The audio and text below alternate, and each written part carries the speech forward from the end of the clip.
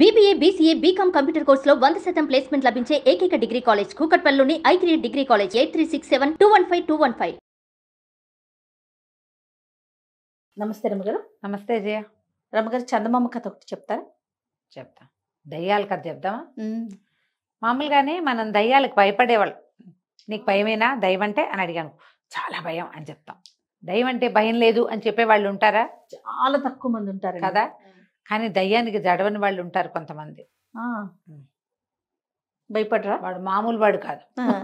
వాళ్ళకి ఘటోత్కచుడు. ఘటోత్కచుడు, వాడికి ఏ భయం ఉండదు. తెంపరితనం జయ. ఈ తెంపరితనం చిన్నపిల్లల్లో కనపడుతుంది. భయం తెలీదు వాడికి. అది పాయింట్. కుర్రాళ్ళు ఒకళ్ళు యంగ్స్టర్స్ 25-30 లోపల వాళ్ళకి బాధ్యతలు ఉండవు, రికామీగా ఉంటాడు, ఏదొచ్చినా చూసుకుందాం అని ఉంటుంది. మన సినిమాల్లో చాలా మంది హీరో క్యారెక్టర్లు అవే ఉంటాయి. వాడికి ఏం భయం ఉండదు, ఏదైతే ఏమిటైపోతుంది మహా అయితే. అలాంటివి టెంపర్తనం అన్నమాట. ఇలా దయ్యానికి భయపడిన కొన్ని కథలు చెప్తాం. అవి ఇంచుమించు 3 కథలు ఉన్నాయి. ఇప్పటితో చందమామ కథ ఇది. పూర్వం అట ఊళ్ళల్లో సంతలు జరిగేవి కదా, మనకు కూడా తెలుసు. ఈ గొర్రెల సంతలని, మేకల సంతలు, గొడ్ల సంతలు, ఇలా కాకుండా సామాన్లు సరుకుల సంతలు ఉండేవి. ఒక కాపుల కుర్రవాడు, కాపులు అంటే ఇప్పుడు మనం చెప్పుకునే కులం కాదు, అది ఏమంటారు, పొలం కాపులు ఒక జాతి ఉండేది. వాళ్ళు ఎక్కడైనా పొలాల మీద కాపలా అంటే ధైర్యశాలుల పనేది. తెల్లవారులు పొలాల కాపలా ఉండదు. మధ్యలో ఎవరైనా దొంగవాడు పడితే 2 కర్ర 2 తీతలు తీయగలగాలి. మధ్యలో ఆ ఊళ్ళలో దయ్యాలు, కొరివి దయ్యాలు గందరగోళం ఉండేది. వాటికి కూడా భయపడకుండా ఉండే జాతి ఒకటి ఉండేది. వాళ్ళ కుర్రాడు ఒకడు సంతకి బయలుదేరాడు. వాడు బయలుదేరి వెళ్తుంటే ఆ పూట వాడికి ఊళ్ళో తోడెవరు కుదరలే. వాళ్ళ నాన్న ఏదో గొర్రెని కొనుక్కురమ్మన్నాడు, చిన్న గొర్రె పిల్లని తెమ్మన్నాడు. ఇటు వెళ్తుంటే పుంతలో ఎంచి పక్కన ఇలాగా ఈ మన ఊరి పొలిమేర్లలో తాటి తోపులు, చింతల తోపులు, ఇట్లా తోపులుగా ఉన్నాయి. ఇన్ని నడుస్తుంటే తోపుల్లో నుంచి ఏదో మనిషి ఆకారం వచ్చినట్టు కనపడింది. ఎవరి వాళ్ళు సంతకేనా అని అడిగాడు. మామూలుగా పలకరిస్తారు కదా, తోడు కావాలిగా దారికి. ఆ దారి తోడు కోసం వీడు అడిగేసరికల్లా ఆ లోపల నుంచి వస్తున్న ఆకారం, ఇక్కడికే దయ్యాన్ని నేను అంది. ఇంకోడైతే ఠారు మనిపోడు. వీడు లోపల దయ్యమా అనుకుని, నేను దయ్యాన్నేలే, దాదా ఇద్దరం కలిసి వెళ్దాం అన్నాడు. ఆ తోపులో నుంచి వస్తున్నటువంటి ఆ ఆకారము కొంచెం లీలా మాత్రంగా కొంచెం ఊగుతున్నట్టుంది. అది వీడితో కలిసింది, వచ్చింది. ఇద్దరు నడవడం మొదలుపెట్టారు. నువ్వెప్పుడు దయ్యాన్ని అయ్యావు అంటే, నిన్నగాక మొన్నేలే అని చెప్పాడు. నేను పాత దయ్యాన్ని అంది అదేమో. వీళ్ళిద్దరు నడుస్తుంటే, ఇద్దరం ఓ చోటుకే వెళ్తాం కదా, 4 కాళ్ళు ఎందుకు వృధా, నువ్వు కాసేపు నా మీద ఎక్కు, నేను కాసేపు నీ మీద ఎక్కుతాను అని మాట్లాడుకున్నారు. కుర్రాడు దయ్యాన్ని భుజాల మీద ఎక్కించుకున్నాడు. దయ్యం మీద బరువేముంటుంది, శరీరం లేదు, దానికి బరువు లేదు. కొంత దూరం నడిచాక ఇంకా దూరంగా ఉంది వాగు, నువ్వు దిగు, నేను ఎక్కుతానన్నాడు. సరే దయ్యాన్ని దింపాక కుర్రాడు దయ్యం భుజాల మీదకి ఎక్కాడు.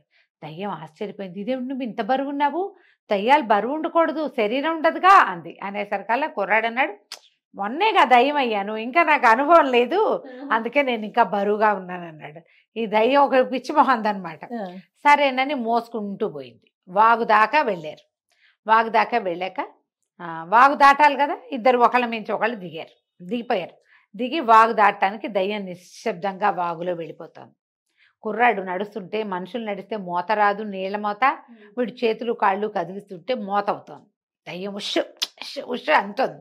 వీడు వింటల్లన్నమాట. వింటే మాత్రం వాడు శబ్దం చేయకుండా నడవలేదు కదా. ఇది బయట దాటాక దయ్యం కసురుకుంది. ఏంటది అంత శబ్దం చేస్తావు, మనం దాటుతుంటే మరమానవుడికి తెలియకూడదు తెలుసా, అంత మోత చేస్తున్నావు నువ్వు నడుస్తుంటే అంది.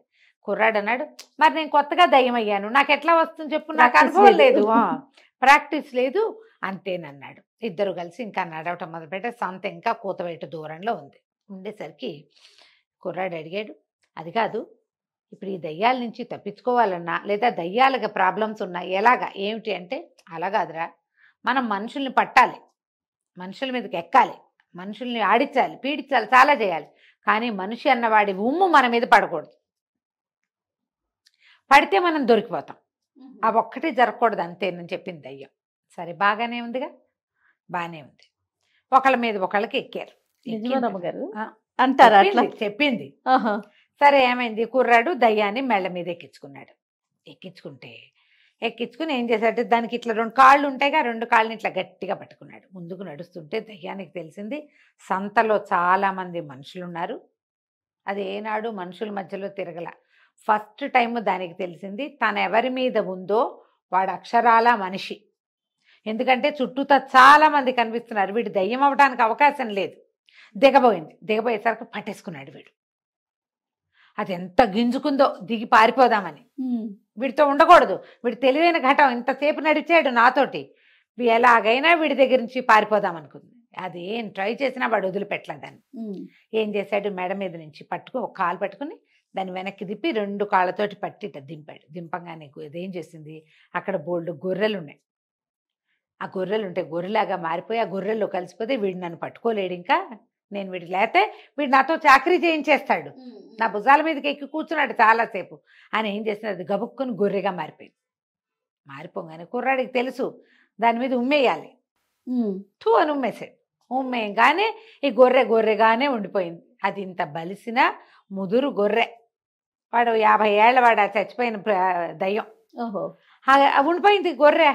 అది బాబా అంటుంది కానీ దానికి ఎటు వెళ్ళాలో తెలీదు, ఎందుకంటే దానికి దారి తెలీదు, దాని గుంపు ఏదో తెలీదు. మామూలుగా గొర్రెలకి దాని గుంపు, దాని అమ్మ నాన్న మావయ్య అవన్నీ తెలుస్తాయి, దీనికేం తెలుసు, ఇది పిచ్చి గొర్రె. ఇది నుంచుంది. కుర్రాడు ఏం చేస్తాడు, మెడ మీద బొచ్చుని గట్టిగా పట్టుకుని చక్కగా ఒక్క గొర్రె పిల్ల కొందామంటే బ్రహ్మాండమైన సలీసైన గొర్రె దొరికిందని దాన్ని ఈడ్చిపోయి అక్కడ కసాయి వీళ్ళు ఉంటారు కదా, వాళ్ళ దగ్గర శుభ్రంగా అమ్మేసి వాళ్ళ నాన్న 2 రూపాయలు ఇస్తే గొర్రె పిల్లకి వీడు 50 రూపాయలు జేబులో వేసుకుని అక్కడ ఉన్న ఒక చిన్న గొర్రె పిల్లని రూపాయికి బేరమాడి గొర్రె పిల్లని సంకనేసుకుని వెళ్ళిపోయాడు. భయం ఏది వాడికి, భయం లేదు, భక్తి లేదు. ఎప్పుడు కూడా భయపడితేనే ఇలాంటి ఆత్మలు మన నెత్తినెక్కుతాయి. నీకు భయం లేదు, అది నిన్ను చేయగలిగేది ఏమి లేదు, అదే పారిపోవడానికి ట్రై చేస్తుంది. అవును, ఇదో కథ. ఇక 2వ కథ ఉంది ఇందులో చెప్తాం. పూర్వం అంట ఒక మంచి బలశాలి ఆబోతు లాంటి వాడు ఒకడు ఉండేవాట ఒక ఊళ్ళో. దరిద్రుడు పాపం, వాడికి ఏమీ లేదు. వాడు ఏం చేసేవాడు, ఈ సంతలో సామాన్లు తీసుకుని వీధి వ్యాపారం చేసుకునేవాడు. హాకర్స్ అంటాం కదా మనం, వీధుల్లో తిరిగి అమ్ముకునేవాడు. వాడికి ఆ అమ్మకపు డబ్బు, తను కట్టాల్సిన డబ్బు పోగా వాడికి తిండికి మిగిలేదు. అంతేగాని దాపరికానికి ఇల్లు వాకిలికి ఏమీ మిగిలేదు కాదు, సరిపోయేది అనమాట. పైగా వీడు మంచి బలశాలి, వీడి తిండి ఎక్కువ. అట్లాగే పని చేసుకునేవాడు, వీధి వ్యాపారిగానే ఉండేవాడు, తిరుగుతూ ఉండేవాడు. పిల్లనిచ్చి ఎవరైనా పిల్లనిస్తే బాగుండి పెళ్లి చేసుకోవాలని ఉండేది.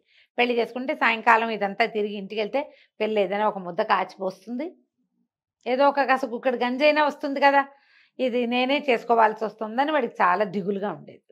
ఓ చుట్టాలు పక్కాలు వాళ్ళందరికీ ఎవరితోటో వాళ్ళ దగ్గర వీళ్ళ దగ్గర కలిసినప్పుడు ఈ దరిద్రం వల్ల నాకు పెళ్ళి అవటం లేదు అంటే వాళ్ళు ఏమన్నారు, ఒరే ఇంత బలశాలివి శుభ్రంగా ఉంటావు, నీకు పిల్లని ఎందుకు ఇవ్వరంటే, ఎందుకు ఇస్తారు, ఇల్లు లేదు వాకిలి లేదు, ఒట్టి మొహం చూసి పర్సనాలిటీ చూసి పిల్లల్ని ఇచ్చే కాలమా అది.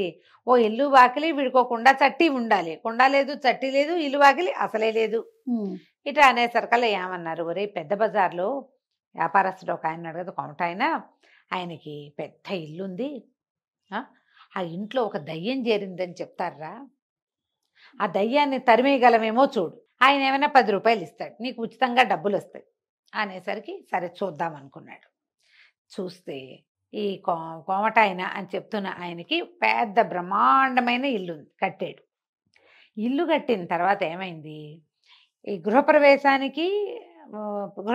చేశారు. గృహప్రవేశం చేసిన 2వ రోజో 3వ రోజో వాళ్ళ బంధువుల్లో ఎవరో చనిపోయారు. ఆయన ఒక్క 15 రోజుల పాటు పిల్ల మేకాతో కలిసి ఆ ఊరు వెళ్ళిపోయాడు. ఓకే. ఆ 15 రోజుల్లో ఏమైంది, దీనికి ఈ బిల్డింగ్కి ఎవరో ఒకడు వచ్చి లోపల సూసైడ్ చేసుకున్నాడు. వాళ్ళు తిరిగి వచ్చాక ఇల్లంతా శుభ్రం చేయించారు కానీ బాడీ బయటికి వెళ్ళిపోయింది, అసలు వాడు ఇందులో ఉండిపోయాడు ఆత్మ. ఇక ఇల్లు వదిలిపెట్ల. దాంతో పెద్ద బ్రహ్మాండంగా హర్మ్యంలాగా కట్టిన ఇల్లు అలాగే ఉండిపోయింది. ఎవరైనా వెళ్ళటం, మర్నాడు పొద్దున పిచ్చి వెర్రి ఎత్తిపోయి జుట్టు పీక్కుంటూ బట్టలు చింపుకుంటూ బయటకు వచ్చేవాళ్ళు. అయ్యో, అది అసలు ఒక రకంగా పండించేది కాదు ఆ దయ్యం.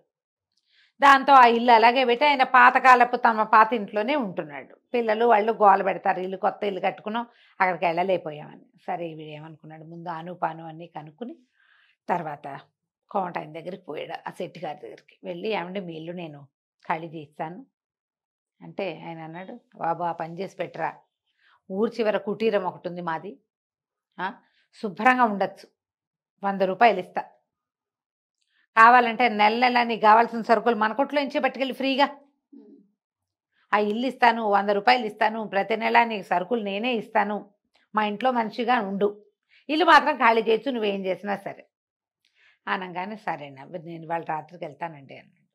వాళ్ళు ఎవరో ఉన్నవాళ్ళు, బయట ఉన్నవాళ్ళు అన్నారు, పని వాళ్ళు, ఎందుకు బాబు ఈ గోల, ఇప్పటికి ఎంతమంది అయ్యారు అనేసరికి, ఏంటంటే వీడు వీధి వ్యాపారరా, వీడికి ఏదైనా అయితే వీళ్ళు ఇళ్లలో వాళ్ళు వచ్చి మనతో పోట్లాడేందుకు ఎవరు లేరు, వీడికి జనం లేరు, కంగారు లేదు, పర్వాలేదు చూద్దామంటే వీడేం చేశాడు, సాయంకాలం దాకా అటు ఇటు తిరిగి సాయంత్రం వెళ్ళి, బాబు ఒక మంచి లాంతరు, మరి ఒక వీసెడు పకోడీలు, ఒక సేరు వెల్లుల్లిపాయలు ఇప్పించండి అనగానే ఆయన ఏం చేశాడు, పకోడీలు స్వీట్ షాప్ ఆనుకునే ఉంది, ఓ వీసెడు పకోడీలు ఇచ్చారు, ఒక లాంతర్ ఇచ్చారు, అక్కడి నుంచి 1 కేజీ అన్ని సేరు వెల్లుల్లిపాయలు చక్కగా కొలిచి సంచిలో పోసిచ్చారు. ఇవన్నీ మోసుకొని పోయాడు ఆ ఇంట్లోకి. ఇల్లు తలుపు తీసుకున్నాడు, శుభ్రంగా కాసిన మంచినీళ్ళు చెంబింది కూడా ఉంది, పకోడీలన్నీ తిన్నాడు, హాయిగా తిని హాయిగా మంచినీళ్ళు తాగాడు. అక్కడి నుంచి వెల్లుల్లిపాయలు ఒక్కొక్కటి ఒలిచి నోట్లో వేసుకోవటం మొదలుపెట్టాడు. ఒక్కోటి నవిలి నవిలి, ఒక్క వెల్లుల్లిపాయ తింటేనే 3 రోజులు నోరు వాసన వస్తుంది కదా, ఇన్ని పాయలు ఒకటి ఒకటి ఒలుచుకు తింటే వాడి నోరు, వాడి చేతులు ఎంత వాసన వస్తాయి. సరే కూర్చుని ఉన్నాడు, పకోడీలు అవి తింటే నిద్ర పట్టదు, పైగా ఇవి ఒలుస్తున్నాడు, వెల్లుల్లిపాయ ఒక నోట వేసుకుంటాడు, అది నమిలి ఆ ఘాటు ఇన్ని మంచినీళ్ళు తాగేసరికల్లా నిద్ర రాదు. 12:30, 1 గంట అయ్యింది. అయ్యాక ఇక లోపలికి గదుల్లో నుంచి ఒక చల్లని గాలి రావటం మొదలుపెట్టింది. చూస్తున్నాడు, చూస్తుంటే ఆ చల్లటి గాలిలోంచి ఒక ఆకారం వచ్చింది, దయ్యం వచ్చి రావటం ఏమిటి, భీకరంగా అరిచి వీడి మెడ పట్టుకుంది, మెడ పట్టేసి అని మొహం మీదకి గాలి వదలటం మొదలుపెట్టింది. అది చల్లని గాలి వస్తుంది దాంట్లోంచి, వీడు మొహం పక్కకి తిప్పుకుంటే ఈ మెడ అన్ని తిమ్మిరికిపోయినాయి. చల్లదా, ఫ్రిడ్జ్ పక్కన నుంచుంటే ఎలా అవుతాం మనం, ఫ్రిడ్జ్ తలుపు తీస్తే ఐస్ కోల్డ్గా అయిపోతుంది. అప్పుడు ఏం చేశాడు వీడు, ఆ పక్క పెట్టిన మెడ ఇటు తిప్పి ఉఫ్ ఉఫ్ అని ఊదటం మొదలుపెట్టాడు. వీడు కూడా, వీడు ఊతుంటే అది ఊతుంటేమో చల్ల గాలి వస్తుంది, వీడు ఊతుంటే వెల్లుల్లి వాసన. ఆ వెల్లుల్లి వాసనకి ఆ దయ్యం అటు ఇటు మొహం తిప్పి వదిలేయిపోయింది. కానీ వీడేం చేశాడు, అది ఇట్లా మెడ కావిటేసుకుందిగా, నడుము పట్టేసుకున్నాడు. ఇక అదే పని ఉఫ్ఫు ఉఫ్ఫు ఉఫ్ఫు ఉఫ్ఫు అంటూనే ఉన్నాడు. ఓకే, వాడికి నిద్ర లేదు, భద్ర లేదు, దాన్ని వదిలిపెట్టాల. ఊదగా ఊదగా ఊదగా ఊదగా వీడికి తెల్లవారేసరికల్లా వీడి చేతిలో ఒక్కొక్క కర్ర ఉంది, అంతే ఇంత పొడుగుది, ఏం లేదు అందులో, ఒక కర్ర, ఒక కట్టె మాత్రం ఉంది, కర్ర అయిపోయింది. తెల్లవారేసరికల్లా పావు తక్కువ 6 అవ్వంగానే శెట్టి గారు 2 పని వాళ్ళని వేసుకుని వచ్చేసాడు.